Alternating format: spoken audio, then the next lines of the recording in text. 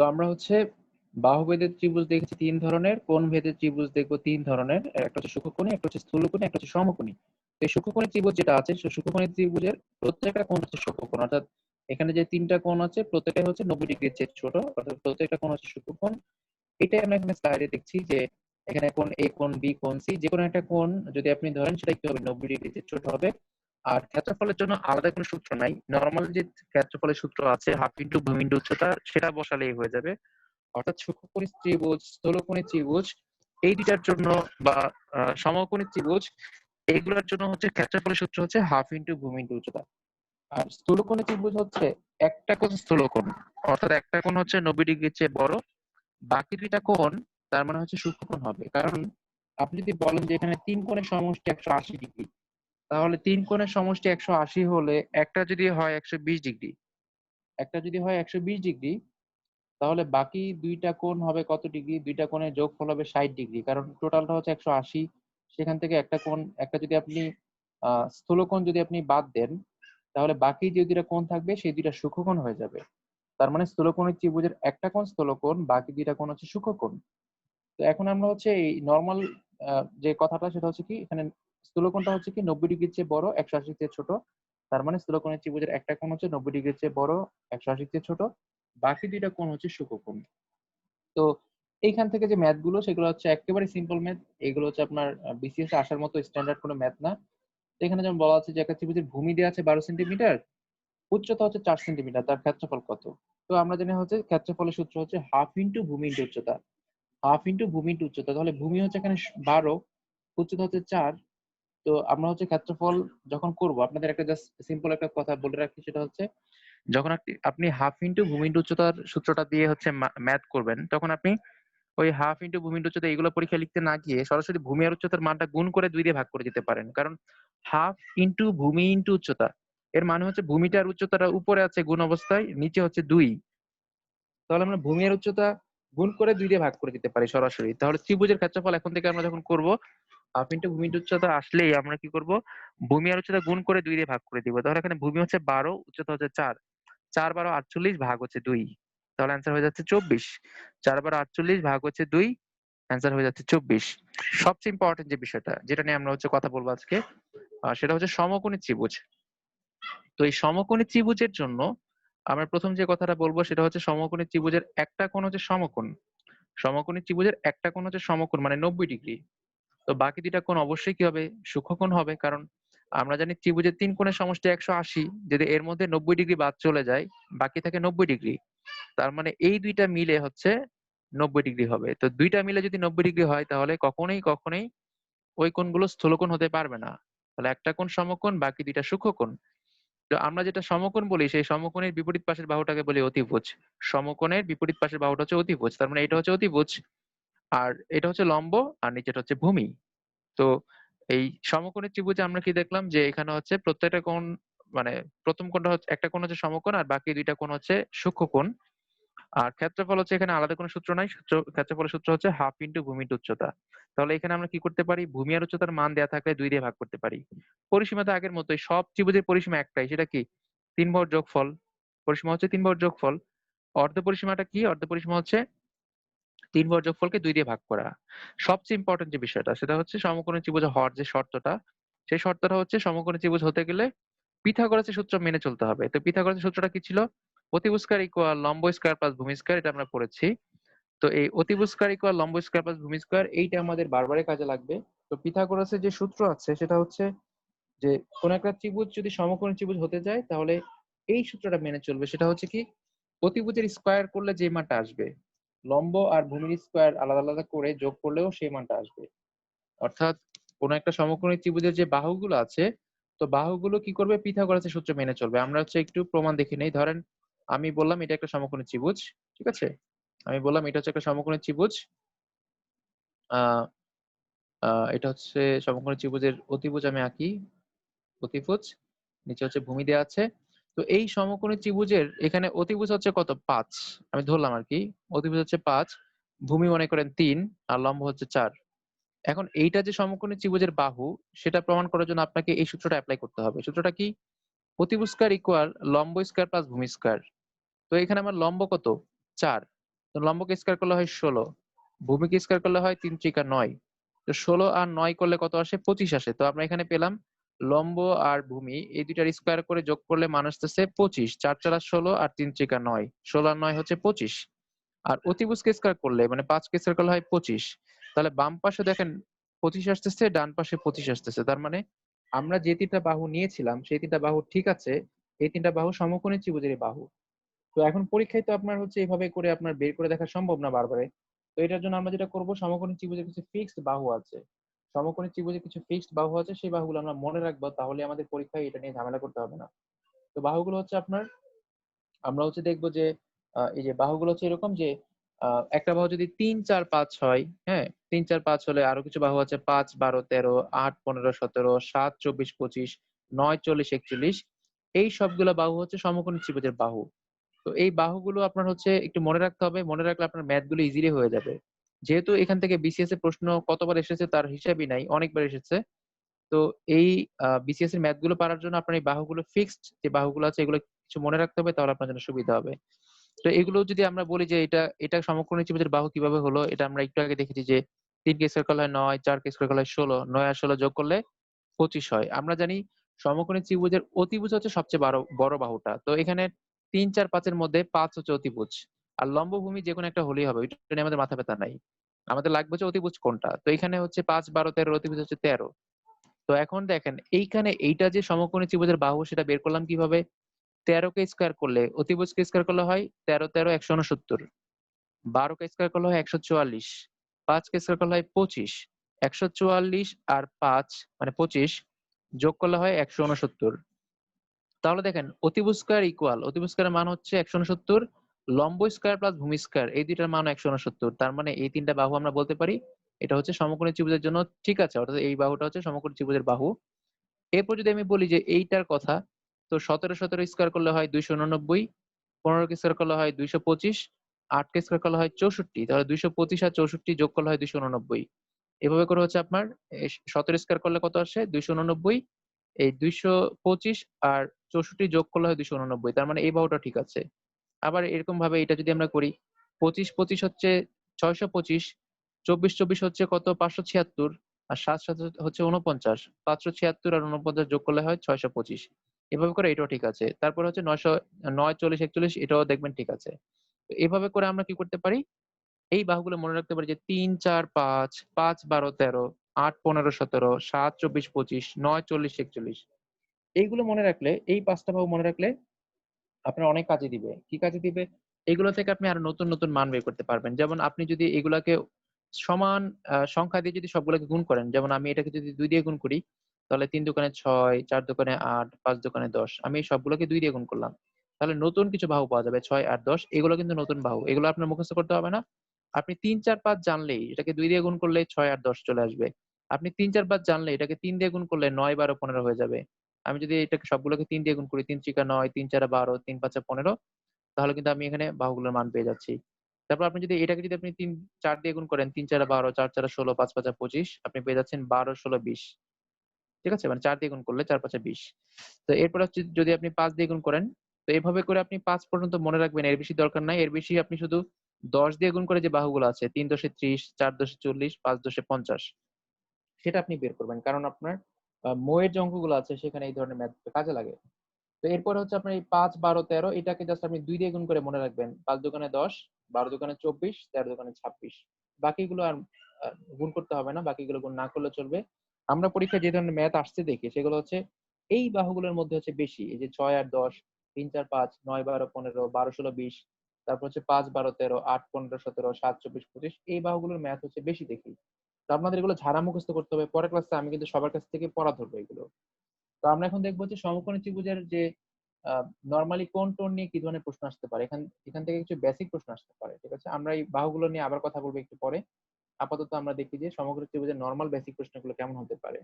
তো এখানে একটা প্রশ্ন দেয়া আছে, প্রথমটা হচ্ছে কোন ত্রিভুজের ২ টি কোণ যদি ১০ ডিগ্রি আর ৮০ ডিগ্রি হয়, তাহলে ত্রিভুজটি কোন ধরনের? ২ টা কোণ দেয়া আছে ১০ আর ৮০। তো দেখেন আমরা ৩ নাম্বার কোণটা কত জানি না। কিন্তু আমরা তো বের করে নিতে পারি। আমরা দেখলাম একটা কোণের মান হচ্ছে ১০, আরেকটা কোণের মান হচ্ছে ৮০। তো এই ২ টা কোণের মান যদি আমি যোগ করি তাহলে আমি পাবো ১০ আর ৮০ যোগ করলে হবে ৯০ ডিগ্রি। অর্থাৎ দুইটা কোণের সমষ্টি হচ্ছে 90 ডিগ্রি। তাহলে 3 নাম্বার কোণটা কত হবে? 90 ডিগ্রি হবে, কারণ 3 কোণের সমষ্টি 180। সেখান থেকে যদি আপনি 90 ডিগ্রি বাদ দেন তাহলে থাকে হচ্ছে 90।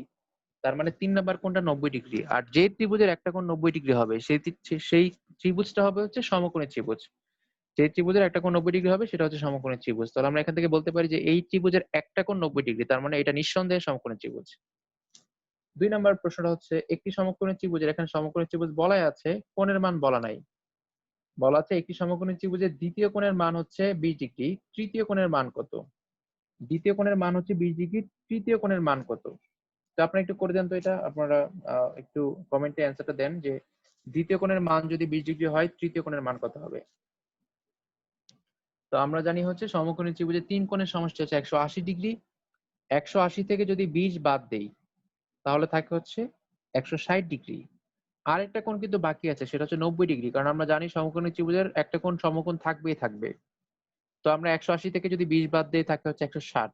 সেখান থেকে যদি 90 বাদ দিয়ে দেই, 160 থেকে যদি আমরা 90 বাদ দিয়ে দেই তাহলে বাকি যে কোণটা আছে সেই কোণটা কিন্তু আমরা বের করে ফেলতে পারবো। অর্থাৎ আমরা 160 থেকে যদি 90 বাদ দেই তাহলে আমরা পেয়ে যাবো 70 ডিগ্রি। তার মানে 3 নাম্বার যে কোণটা আছে সেটা হবে 70 ডিগ্রি। তো এরকম বেসিক প্রশ্ন কিরকম আসে আমরা দেখে নিলাম। এরপরে হচ্ছে আমরা এখান থেকে যেটা দেখবো, আমরা ম্যাথ দেখবো। অর্থাৎ আমরা এতক্ষণ যে বেসিক গুলো শিখলাম সবগুলো বেসিক দিয়ে আমরা ম্যাথ করব। ম্যাথ গুলো করলে আমাদের কনসেপ্ট গুলো একেবারে মনের মধ্যে গেঁথে যাবে। তো এই সমকোণী ত্রিভুজের জন্য আমরা হচ্ছে একটা জিনিস মনে রাখবো যে এখানে একটা কোণ হচ্ছে 90 ডিগ্রি আর বাহুগুলোর যে মানগুলো আছে সেগুলো হচ্ছে ফিক্সড। হ্যাঁ, তারপর হচ্ছে আমরা এই যে এখানে আমি একটু আগে দেখে ফেলেছি এটা অলরেডি যে এটা কিভাবে আসে, অতিভুজ স্কয়ার ইকুয়াল লম্ব স্কয়ার প্লাস ভূমি স্কয়ার। তো আমরা যদি হচ্ছে মানগুলা মনে রাখি তাহলে কিন্তু আমাদেরকে মুখস্থ করতে হবে না। নাহলে আপনাকে আপনাকে ধরেন আমি বলে দিলাম যে একটা সমকোণী ত্রিভুজের অতিভুজ দেয়া আছে 5, ভূমি দেয়া আছে 3, তার ক্ষেত্রফল কত? হ্যাঁ? আমি বললাম যে একটা সমকোণী ত্রিভুজের অতিভুজ দেয়া আছে 5, ভূমি দেয়া আছে 3, তার ক্ষেত্রফল কত? এখন আমরা জানি ক্ষেত্রফল বের করতে গেলে হাফ ইনটু ভূমি ইনটু উচ্চতা লাগে। এখানে তো উচ্চতা দেয়া নাই। তখন আপনাকে পিথাগোরাসের উপপাদ্যের সূত্র থেকে কষ্ট করে ক্ষেত্রফল বের করে নিতে হবে। কিন্তু আপনি যদি হচ্ছে মানগুলো মনে রাখেন, আপনি যদি জানেন যে 3, 4, 5 এই ৩ টা বাহু হচ্ছে সমকোণী ত্রিভুজের বাহু। তাহলে আমি আপনাকে বললাম ৫ আর ৪ দেওয়া আছে। আপনি কিন্তু বললেন হচ্ছে বাকিটা ৩ হবে। আমি বললাম দেওয়া আছে ১২ আর ১৩। আপনি বলবেন বাকিটা ৫ হবে। আমি যদি বলি ৫ আর ১২, আপনি বলবেন অতিভুজ ১৩ হবে। তো এভাবে করে বাহুগুলোর মানগুলো যদি মনে রাখেন তাহলে কিন্তু ইজিলি বের করা যাবে। আপনাকে প্রশ্ন বলল যে একটা সমকোণী ত্রিভুজের একটা বাহু ৯, আরেকটা বাহু ৪০। অতিভুজ কত? তো আমরা জানি ৯, ৪০, ৪১। এটা হচ্ছে বাহুর মান। আপনি বলেন অতিভুজ হচ্ছে ৪১। এই মানগুলো অর্থাৎ আমরা যে ৪ টার কথা বলছিলাম এটা যদি আমাদের মনে থাকে তাহলে আমরা ইজিলি সমকোণী ত্রিভুজের যে অংশটা সেটা অ্যান্সার করতে পারবো একেবারে ১০ থেকে ১২ সেকেন্ডের মধ্যে। এর বেশি লাগার কথাই না। ঠিক আছে?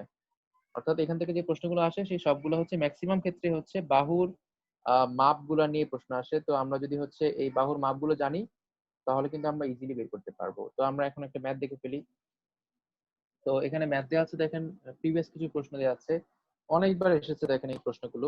প্রথমটা বলা আছে সমকোণী ত্রিভুজের সমকোণ সংলগ্ন বাহুর দৈর্ঘ্য ১২ আর ১৬ মিটার হলে বা ১৬ সেন্টিমিটার হলে অতিভুজের দৈর্ঘ্য কত? বলা আছে সমকোণী ত্রিভুজের সমকোণ সংলগ্ন বাহু। অর্থাৎ আমরা যদি একটা সমকোণী ত্রিভুজ আঁকি তাহলে সমকোণের সাথে যে দুইটা বাহু আছে সেই দুইটা দেয়া আছে। অর্থাৎ এটা যদি একটা সমকোণী ত্রিভুজ হয় তাহলে সমকোণের সাথে বাহু হচ্ছে এইটা একটা বাহু আর এই বাহুটা, এই দুইটা দেয়া আছে। আপনাকে বের করতে বলেছে অতিভুজ কত।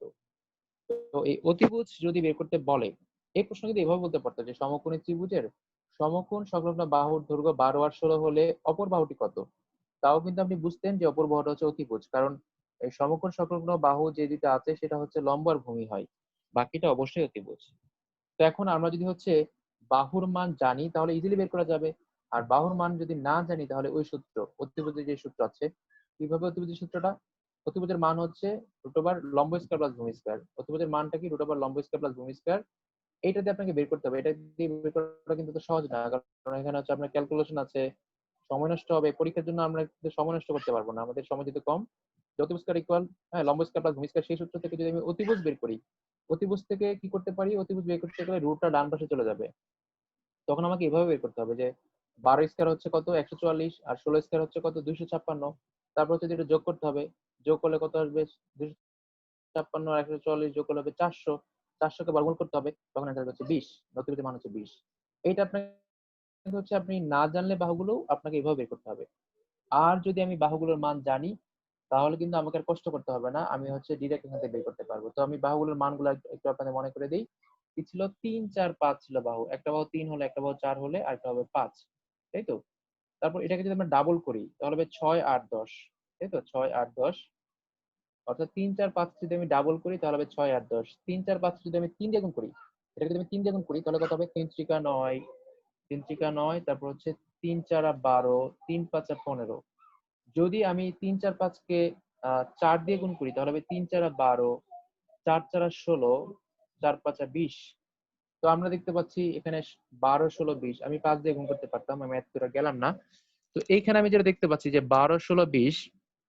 তো এই ১২, ১৬, ২০ কিন্তু আমাদের এখানের কাঙ্ক্ষিত আমাদের আহ বাহুগুলো। কারণ হচ্ছে আমাদের এখানে বলা আছে যে একটা হচ্ছে ১২, একটা হচ্ছে ১৬।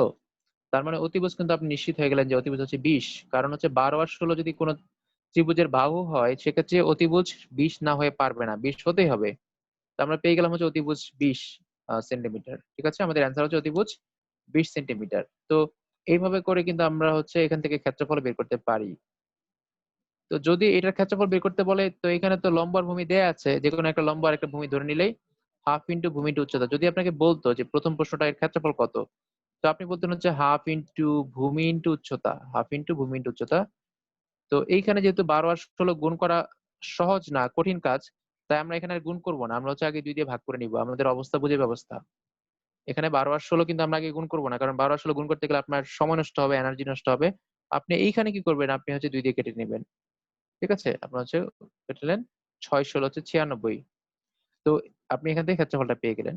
এখন ক্ষেত্রফল বের করা কিন্তু সহজ। কিন্তু আ বিষয়টা হচ্ছে কি, যদি আপনার ক্ষেত্রফলের মানটা মানে লম্ব আর ভূমির মানটা দেয়া থাকে তাহলেই সহজ। কিন্তু যদি লম্ব ভূমি মানে ভূমি আর উচ্চতার মান দেয়া না থাকে তাহলে কিন্তু আপনাকে কি করতে হবে? ভূমি আর উচ্চতার মানটা বের করে নিতে হবে। মানে অনেক সময় এমন হবে আপনাকে অতিভুজ আর লম্ব বলবে, ভূমি বলবে না।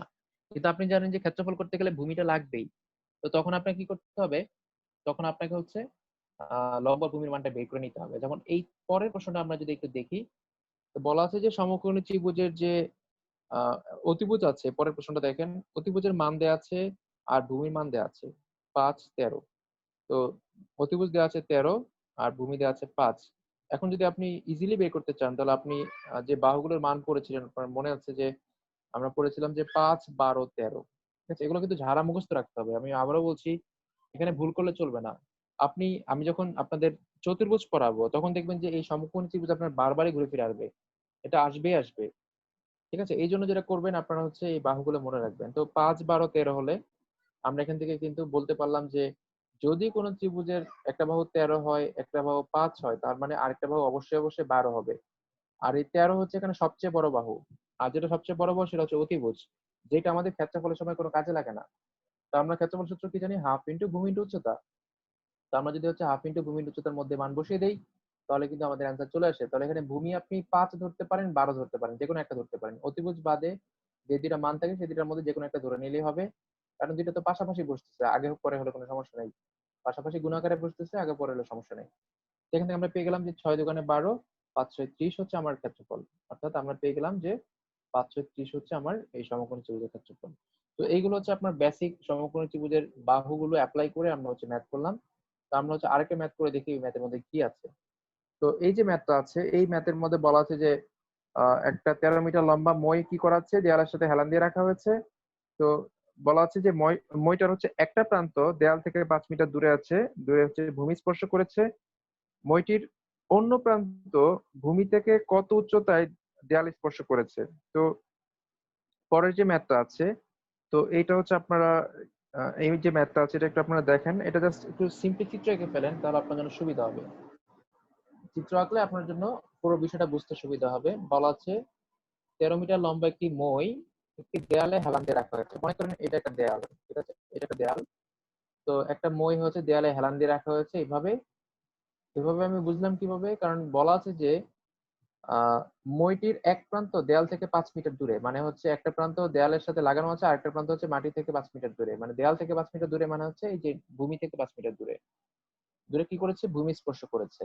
অর্থাৎ একটা প্রান্ত হচ্ছে উপরে আছে, একটা প্রান্ত ভূমি স্পর্শ করেছে। কোত্থেকে? দেয়াল থেকে ৫ মিটার দূরে। এখন আমরা মানগুলা বসিয়ে দিই। বলা আছে দেয়াল থেকে 5 মিটার দূরে ভূমি স্পর্শ করেছে, দেয়াল থেকে 5 মিটার দূর। আর বলা আছে ময়ের দৈর্ঘ্য হচ্ছে 13 মিটার লম্বা। এখন বলেছে হচ্ছে প্রশ্নটা কি বলেছে, ময়ের অন্য প্রান্ত ভূমি থেকে কত উচ্চতায় দেয়াল স্পর্শ করেছে। তাহলে ময়ের একটা প্রান্ত ভূমিতে স্পর্শ করেছে, আর একটা প্রান্ত উপরে দেয়ালে স্পর্শ করেছে। এখন বলেছে এই যে ময়ের অপর প্রান্ত ভূমি থেকে কত উচ্চতায় দেয়াল স্পর্শ করেছে, এই উচ্চতা আমাকে বের করতে হবে। অর্থাৎ আমি এই উচ্চতা বের করবো। তাহলে আমরা জানি যে সমকোণী ত্রিভুজের বাহুর ক্ষেত্রে একটা বাহু যদি 5 হয়, একটা যদি 13 হয়, আর একটা 12 না হয়ে যাবে না, 12 হতেই হবে। তাহলে আমরা হচ্ছে আরেকটা বাহু পেয়ে গেলাম 12। তো দেখেন আমরা যদি এই বাহুগুলো জানি, এগুলো কিন্তু আমরা বানানোর প্রশ্ন না, এগুলো কিন্তু প্রিভিয়াস ইয়ারের যে বিভিন্ন জবের প্রশ্নগুলো আছে, গভর্নমেন্ট জবগুলো, পিএসসি পরীক্ষা, বিসিএস এর প্রশ্ন সবগুলো এখানে আনা হয়েছে। তো এখানে আমরা যদি বাহুগুলোর মান জানি তাহলে কিন্তু আমরা এই উচ্চতাটা বের করে ফেলতে পারছি। তো মই সংক্রান্ত যে ধরনের ম্যাথগুলো আছে এগুলো আপনি এখান থেকে বের করে ফেলতে পারবেন, অর্থাৎ সমকোণী ত্রিভুজ বের করতে পারবেন। তো এরপরে আমরা হচ্ছে আরেকটা ম্যাথ দেখবো। তো এগুলো দেখেন আপনারা একটু ট্রাই করেন, এই ম্যাথটা নিজেরা একটু ট্রাই করেন। বলা আছে একটি ময়ের এক প্রান্ত ভূমি থেকে 15 মিটার উঁচু ঘরের জানালা বরাবর পৌঁছায়। একটা ময়ের একটা প্রান্ত ভূমি থেকে 15 মিটার উঁচু, অর্থাৎ যদি আমি একটা ঘরের দেয়াল, জানালা তো দেয়ালের মধ্যে থাকে, আমরা যদি একটা দেয়াল এঁকে নিই তাহলে আমার জন্য সুবিধা হবে। তো আপনারা হচ্ছে এটা সলভ করে অ্যান্সারটা আমাকে একটু দেন। তো একটা ময়ের একটা প্রান্ত ভূমি থেকে 16 মিটার উঁচু, অর্থাৎ ভূমি থেকে 16 মিটার উঁচু একটা জানালা। তো জানালাটা হচ্ছে ভূমি থেকে 16 মিটার বা সরি 15 মিটার উঁচু, 15 মিটার উঁচু একটা জানালাতে স্পর্শ করেছে। অর্থাৎ এটা যদি ভূমি হয়, যদি ভূমি হয়, ভূমি থেকে 15 মিটার উঁচুতে একটা জানালা বরাবর স্পর্শ করেছে কি একটা মই। মইটা আমরা আঁকলাম, এটা হচ্ছে একটা মই আছে। এখন বলেছে অপর প্রান্ত ঘর থেকে 8 মিটার দূরে থাকলে ময়ের দৈর্ঘ্য কত। অপর প্রান্ত ঘর থেকে 8 মিটার দূরে, অর্থাৎ আমি যদি এই যে এভাবে আঁকি, হ্যাঁ, অপর প্রান্ত মানে হচ্ছে ময়ের যে আরেকটা প্রান্ত আছে, মানে এই প্রান্তটা কি করেছে, ঘরের যে দেয়াল আছে বা ঘর আছে, এই ঘর থেকে 8 মিটার দূরে কি করেছে, মাটি স্পর্শ করেছে। তো এখন হচ্ছে আমরা বের করবো হচ্ছে ময়ের দৈর্ঘ্য কত। তো আমরা হচ্ছে যে বাহুগুলোর মান পড়েছিলাম 8, 15, 17, যদি আপনাদের মনে থাকে, আমরা পড়েছিলাম হচ্ছে 8, 15, 17 এরকম একটা বাহু ছিল, যদি আমি ভুল না করে থাকি। তো এই 8, 15, 17 যদি আপনি জানেন তাহলে কিন্তু আপনাকে কষ্ট করে বের করতে হবে না যে অতিভুজ স্কয়ার ইকুয়াল লম্ব স্কয়ার প্লাস ভূমি স্কয়ার। নাহলে আপনাকে বের করতে হতো যে ভূমি অতিভুজ স্কয়ার ইকুয়াল লম্ব স্কয়ার প্লাস ভূমি স্কয়ার। লম্ব হচ্ছে 15, এটাকে স্কয়ার করলে হয় 225, ভূমি হচ্ছে 8, এটাকে স্কয়ার করলে হয় 64, 225 আর 64 করলে হয় 269, 289, সেখান থেকে বর্গমূল করলে আসে 17। এটা কিন্তু আপনাকে বের করতে হবে না। তো এটা বের করতে গেলে আপনার কিন্তু সময় নষ্ট হবে এবং কখনো কখনো ভুল হয়ে যেতে পারে। তো আমরা এখানে পড়েছিলাম যে আমরা যদি হচ্ছে বাহু দেখি যে একটা যদি 8, 15 হয় তাহলে আরেকটা কত হবে, 17 হবে। এই বাহুগুলো আমরা একটু মনে রাখবো। তারপর 7, 24, 25, তাহলে আমরা কি কি দেখলাম, 3, 4, 5, 6, 8, 10, 5, 12, 13, 8, 15, 17, 7, 24, 25, এই মানগুলো ভালো করে মনে রাখবো, তাহলে আমরা হচ্ছে ইজিলি ম্যাথ অ্যান্সার করতে পারবো। তো এরপরে আমরা হচ্ছে দেখি আমাদের ম্যাথটাতে যাই। এরপরে কি ম্যাথ আছে। তো এইখানে দেখেন যে ম্যাথটা আছে, বলা আছে যে একটি সমকোণী ত্রিভুজের ভূমির দৈর্ঘ্য দেয়া আছে। আচ্ছা, বলা আছে যে একটি সমকোণী ত্রিভুজের ভূমির দৈর্ঘ্য দেয়া আছে লম্ব অপেক্ষা 1 মিটার কম।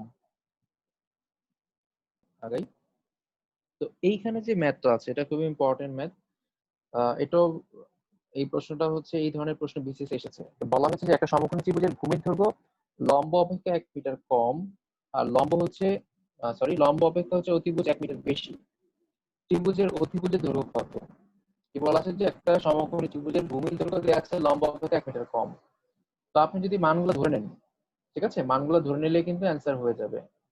তো আমরা যদি এটাকে আহ, এখানে বলি যে একটা সমকোণী ত্রিভুজের ভূমির দৈর্ঘ্য লম্ব অপেক্ষা 1 মিটার কম, মানে ভূমি হচ্ছে লম্ব থেকে 1 মিটার কম। আপনি যদি লম্ব ধরে নেন, লম্ব ধরেন হচ্ছে আপনি এক্স ধরেন, এমনি ধরলাম লম্ব হচ্ছে এক্স, তাহলে ভূমি বলা আছে লম্ব থেকে এক্স মানে 1 মিটার কম, মানে এক্স থেকে 1 মিটার কম।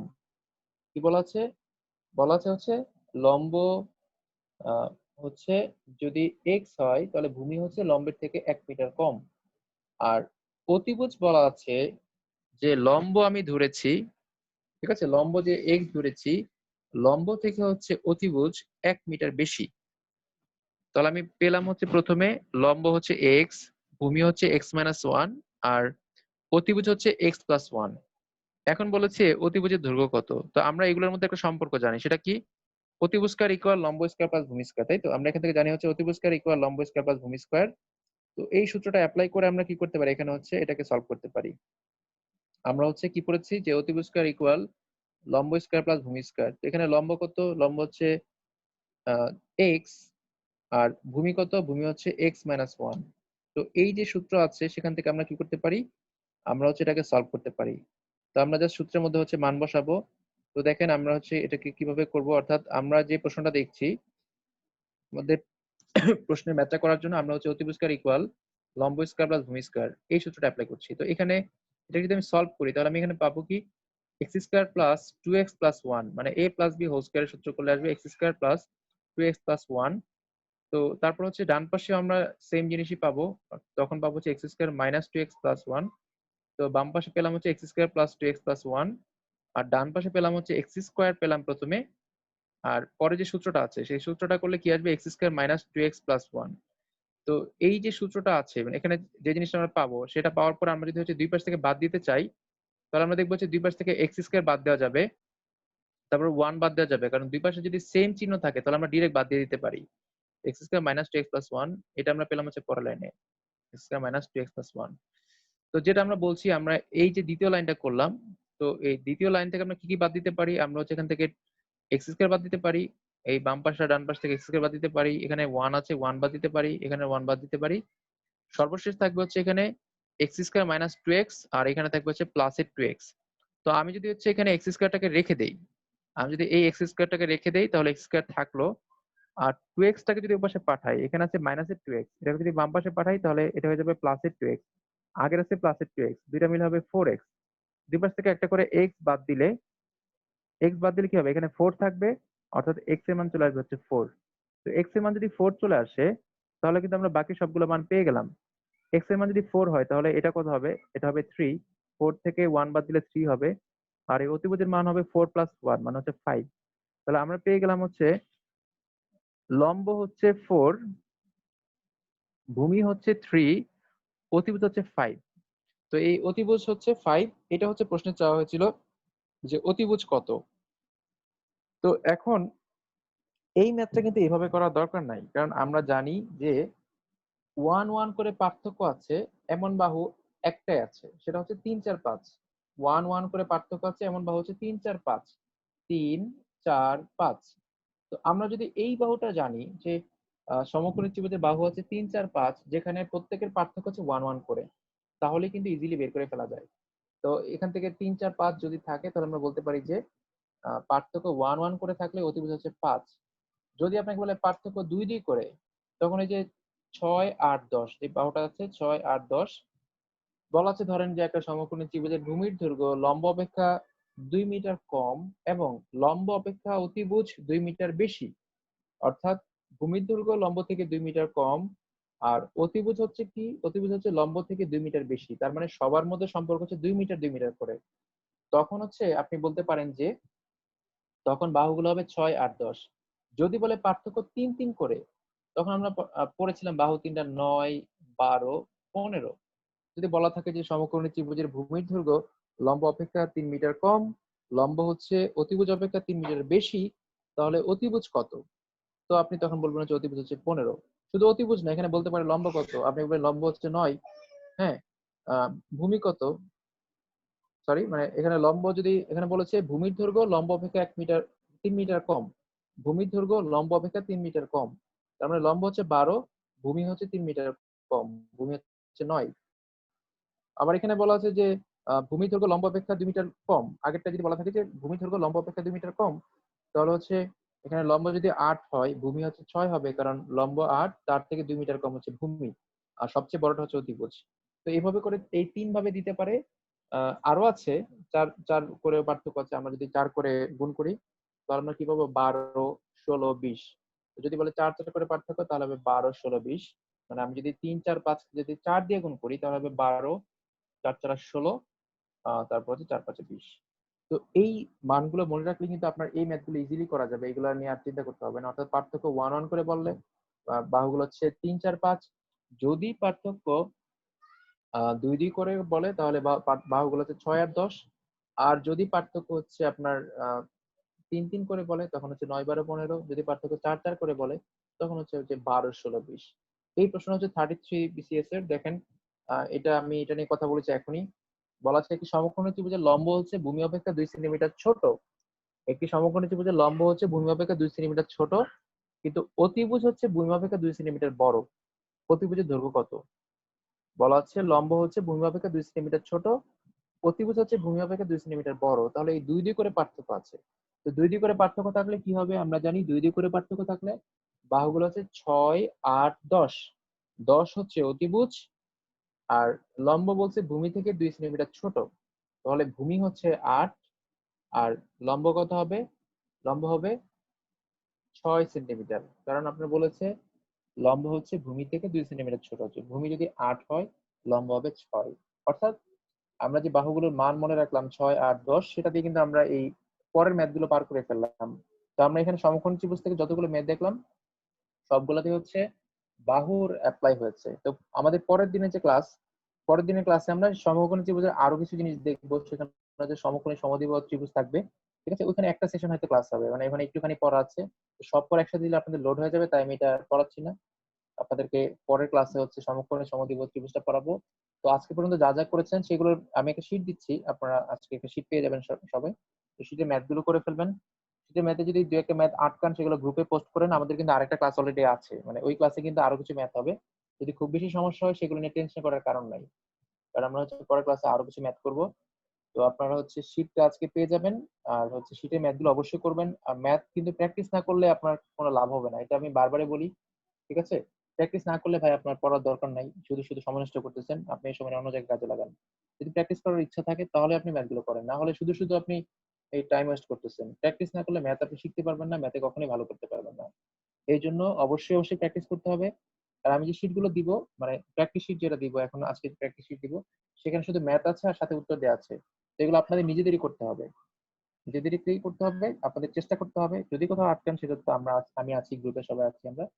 আর হচ্ছে এই ম্যাথ গুলি বারবারই করতে হবে, কারণ ওই আমার শীটের ম্যাথ গুলো হচ্ছে সাজেশন। অর্থাৎ আপনি যদি কিছুই না করতে চান, কমের মধ্যে যদি ভালো করতে চান, তাহলে অন্তত ওই ম্যাথ গুলো পড়তে হবে। অন্তত ওই ম্যাথ গুলো পড়তে হবে, এটা আপনার জন্য সাজেশন। এগুলো এই টাইপের প্রশ্ন থেকে আপনার গভর্নমেন্ট জব গুলো থেকে পরীক্ষায় প্রত্যেক বছর প্রশ্ন আসে, ঠিক আছে? তো আপনারা এগুলো পড়বেন। সবাই ভালো